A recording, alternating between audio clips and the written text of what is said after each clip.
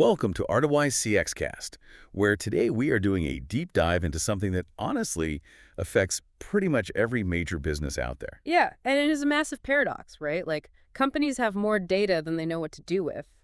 Exactly. I mean, if you Yeah. walk into the control room of any large organization today, you don't see a lack of information. You see uh, walls of monitors, blinking dashboards, just endless streams of data pouring in. Right, it looks like absolute control. Yeah, it creates this illusion of perfect visibility, but the reality, it is often the exact opposite. It really is. Because, if you step out of that control room and actually talk to the people buying the products, they feel completely ignored. Totally.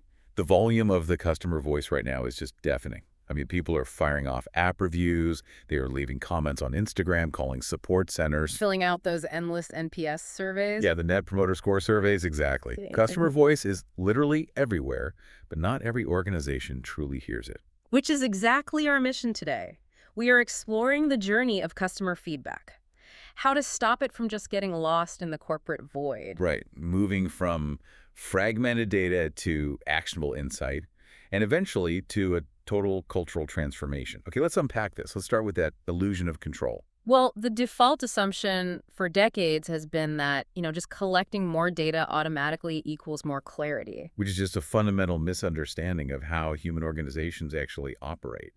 I mean, the data doesn't naturally organize itself. Right. It doesn't just form a coherent story on its own. Instead, what happens is you get this deeply entrenched silo effect. Yeah. That incredibly valuable customer feedback gets chopped into tiny pieces the absolute second it enters the building. So, if I'm understanding this correctly, a company is collecting millions of data points, but nobody is actually looking at the whole picture.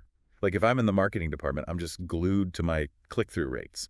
Right. Or your campaign sentiment. Yeah, and I'm thinking everything is going great, completely oblivious to the fact that the customer support team down the hall is just drowning in refund requests. Exactly. And product is somewhere else entirely, staring at screen drop-off rates on some user dashboard, while operations is monitoring supply chain metrics. Yeah, everyone is looking at the customer, but they are all looking at an isolated, disconnected fragment. It's like that parable of the blind men and the elephant. Oh, that is a perfect analogy. Right. Everyone is touching a different part of the animal, so nobody sees the whole elephant. But wait, let me push back on this a bit. Sure, go ahead. Because we live in an era of hyper-specialization for a reason. Isn't having experts focus strictly on their own specific data silos the most efficient way to work? Like, a product designer shouldn't have to read a 50-page logistics report to design a good checkout button, right? Well, specialization is necessary, sure, but blind specialization, that is toxic to the customer experience. This raises an important question, actually. Yeah, what is it? Because the customer doesn't see your internal departments, they just see one single brand. So when you isolate the signals, you create a completely subjective reality for every team. Give me an example of that. Okay, so let's say a customer leaves a one-star app review complaining about the interface. Then another customer screams at a call center agent about a late delivery. Ouch. And a third customer leaves a scathing survey response about misleading advertising. So in a siloed company, those three complaints are routed to three completely different departments. Exactly. And to those individual departments, they just look like three completely unrelated, low-priority anomalies. But they aren't anomalies. No, they aren't. They might all stem from the exact same root problem. Like, maybe a confusing toggle switch on the checkout page caused the user to accidentally select standard shipping instead of overnight. Oh, wow. So because the data is siloed, marketing blames the ad targeting. Right, and support assumes customers are just being impatient. And product thinks the app is fine because, hey, the software didn't crash. Exactly. More data didn't create clarity. It just created noise and a whole lot of finger pointing. Which brings up a real existential threat for these businesses. I mean, if an organization is completely paralyzed by subjective, siloed data, how do they possibly extract a single, unified signal before the company goes under? Well, you certainly can't just dump all this unstructured data into a massive shared spreadsheet and expect people to figure it out. Right. The marketing director and the head of logistics aren't going to magically find the correlation in a giant spreadsheet. No, human beings simply cannot process that much unstructured, qualitative information at scale. which is where we have to look at Artiwise CXM. Right, our customer experience management platform. Exactly.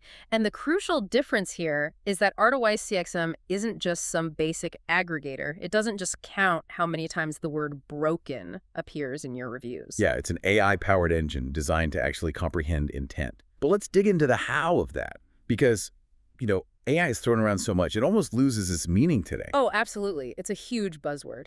So how does a piece of software actually extract human intent or emotion from a text box? Well, it relies on advanced natural language processing, or NLP, combined with semantic clustering. Let's break that down a bit. Please do. A frustrated customer rarely uses the exact terminology your engineers use. Like, they don't say, the user interface on the payment gateway lacks intuitive navigation. No, they type, I tried to give you my money for 20 minutes and then I just gave up. Exactly. Or they use sarcasm. Oh, I love the sarcastic ones. Like, Yeah. great job on the shipping, guys. Really love waiting 3 weeks for birthday present. Best service ever. Right. And a basic keyword counter would see great, love, and best, and flag that as a positive review. Which is exactly the problem with legacy systems. Yeah. But sophisticated NLP understands the contextual relationship between those words. It detects the sarcasm.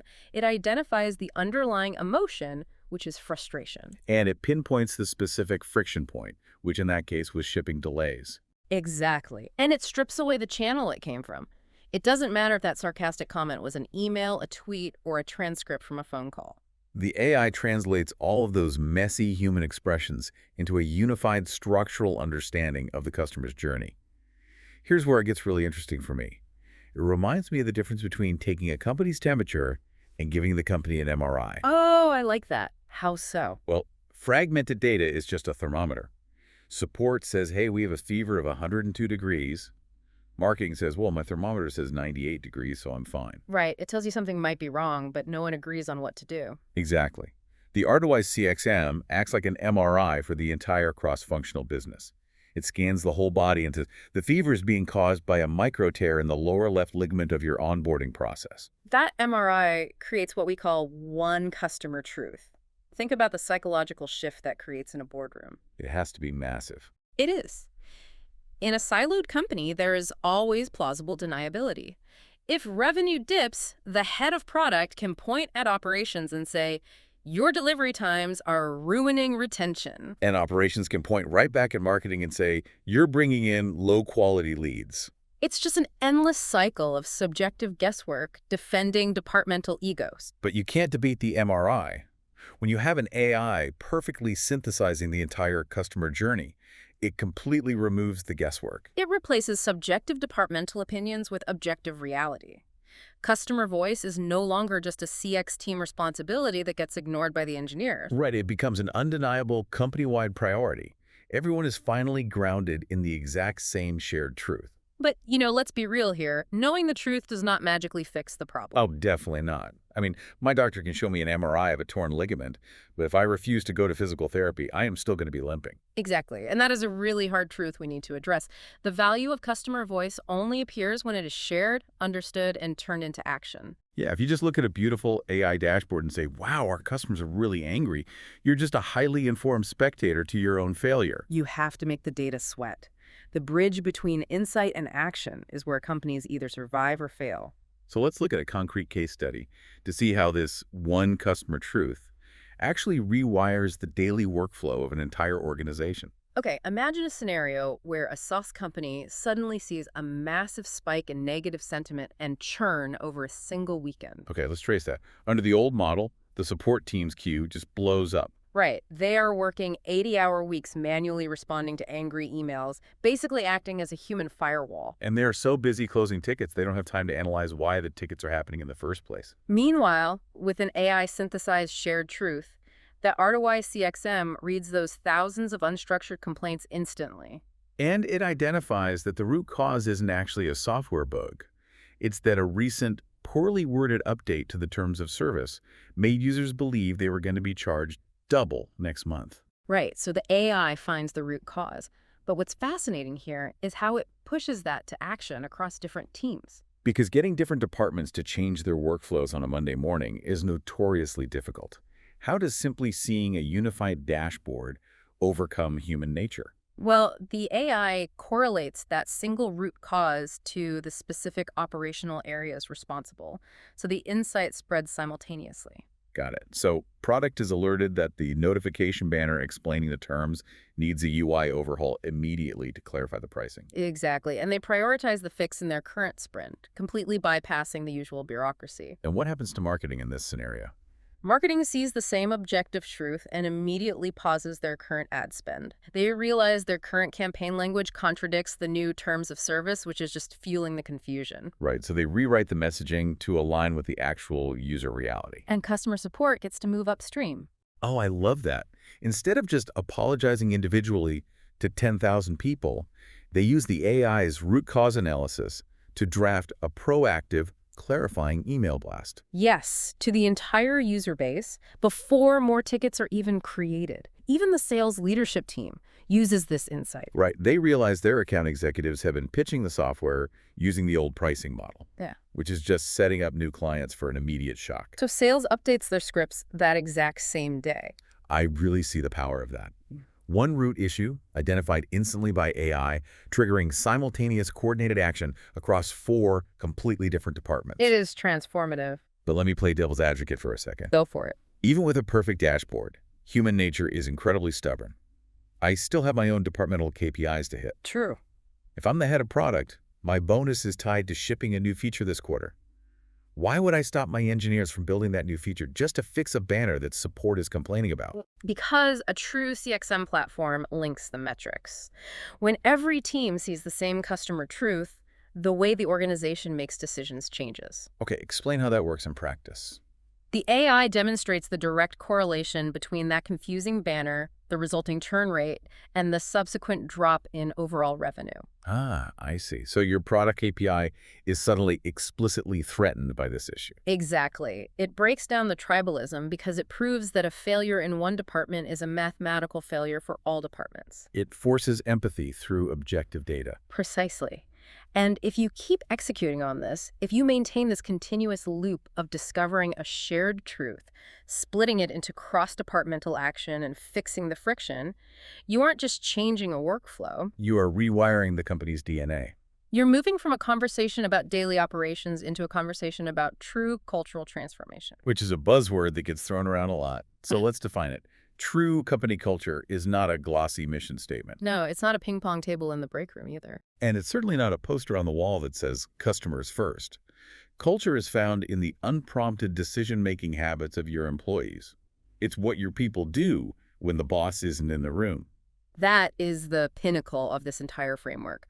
When customer voice spreads, culture changes. Cultural transformation occurs when that daily reflex shifts. Like when a software engineer, completely unprompted, pauses before pushing a code update and asks, how does a customer actually experience this? Or when a logistics manager is designing a new shipping route and instead of just optimizing for fuel efficiency, their very first thought is about minimizing the end user's anxiety. That makes total sense. When how does the customer experience this becomes the default setting across every single department, you have achieved what Artiwise calls sustainable customer satisfaction with AI. And sustainable is the key word there, because lasting satisfaction isn't achieved through heroics. Right. You can't rely on your support team working overtime to manually fix a broken product experience forever. Heroics are just not a scalable business model. Exactly. Sustainable satisfaction requires a permanent technological structure. It requires an ecosystem that continuously listens to every channel, deciphers the subtle emotions it intents, prioritizes the actual problems over the noise, and empowers human teams to take coordinated action. It takes the impossible pressure off the human employees. You aren't asking them to read a million scattered tea leaves anymore. You're letting the AI do the heavy lifting of synthesis so the humans can do what they actually do best. The heavy lifting of empathy, creativity, and action. And once that AI-driven reality takes hold, the organization stops treating customer feedback as just another metric to be tracked. It becomes the foundational blueprint for how they build, how they sell, and how they operate. So what does this all mean for you, the person listening right now? We've gone on quite a journey today. We really have. We started by looking at the trap of the modern control room. The illusion of knowledge where you collect mountains of fragmented data but understand absolutely nothing. Then we explored the underlying mechanics of how AI, specifically natural language processing within Artiwise CXM, finally breaks those departmental silos. Right. It extracts the real emotional signal from the noise, creating a single, undeniable customer truth.